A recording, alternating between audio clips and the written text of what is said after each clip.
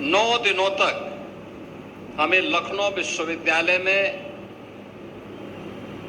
पुस्तक मेला और इस पुस्तक मेले में आने वाले पुस्तक प्रेमियों के महाकुंभ को देखने का अवसर प्राप्त होगा। और मैं तो चाहता हूं कि इस अवसर पर लखनऊ विश्वविद्यालय में जो छात्र हैं, 20,000 छात्र हैं, 20,000 छात्र में हर छात्र कम से कम एक पुस्तक तो जरूर यहां से खरीद करके लेके जाए, कैसे भी पुस्तक हो। याद रखना, भारतीय मनीषा की जो अवधारणा है ज्ञान की, वो बहुत विराट है।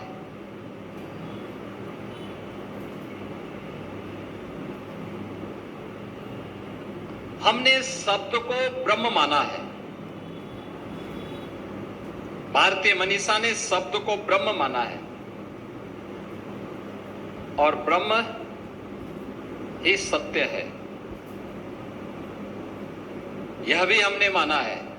और इसीलिए यह भारतीय ऋषि कहता है कि विचार कभी मरते नहीं, ब्रह्म से उत्पन्न विचार कभी सचमुच समाप्त नहीं हो सकते। हमारा सबसे सही साथी कोई है तो वह है अच्छी पुस्तकें।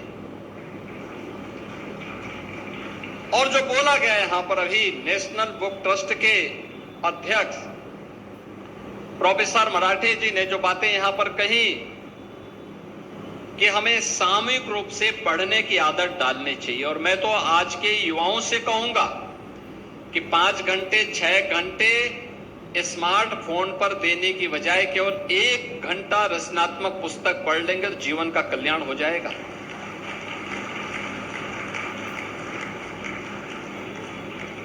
भारत के वैदिक परंपरा से जुड़े हुए ऋषियों की अमर गाथा हमें वेदों उपनिषदों में देखने को मिलती है। ऐसे ही एक ऋषि हुए ब्रह्मवेता ऋषि याज्ञवल्क्य। उनके बारे में कहा जाता है कि वह वैदेह जनक राज की सभा के रत्नों में से एक थे और ब्रह्म पर उनके विचारों से राजा जनक भी अभिभूत होते थे, उनके साथ आत्म साक्षात्कार करते थे। उन्होंने आत्मज्ञान से संबंधित अपने उस महत्वपूर्ण ज्ञान से समाज को लाभान्वित किया। लेकिन एक समय ऐसा आया जब उनको लगा कि अब मुझे अपने आप को ब्रह्म चिंतन में ही पूरी तरह समर्पित कर देना चाहिए। कहते हैं याज्ञवल्क्य ऋषि की दो पत्नियां थी। एक का नाम था कात्यायनी, एक का नाम था मैत्री। ये दोनों अपने समय की ब्रह्मवादिनी थी। मैत्री और गार्गी का नाम तो कौन ऐसा भारतीय होगा जिसने न सुना हो। हर भारतीय के मन में उनके प्रति आदर का भाव होता है।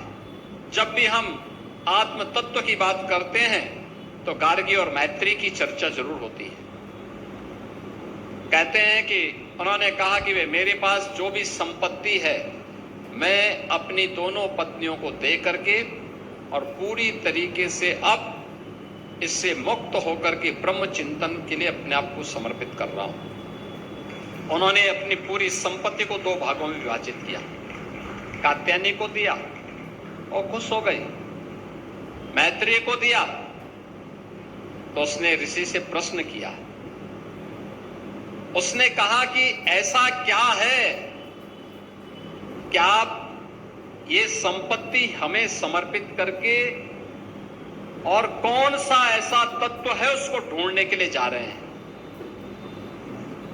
तो ऋषि ने उसको समझाया कि संपत्ति मैं इसलिए दे रहा हूं तुम्हें कहीं मांगना ना पड़े, कुछ ना करना पड़े, तुम आराम से अपना आगे का जीवन गुजर बसर कर सको, इसलिए इसको लेकर। उसने कहा नहीं, बहुत अच्छा उनका वो आता है। मैत्रेय कहती है ये नाहम ना नृता श्याम किमहम तेन कुर्याम, यानी जिस वस्तु से मैं अमर न हो सकूं उसे लेकर के मैं क्या करूं।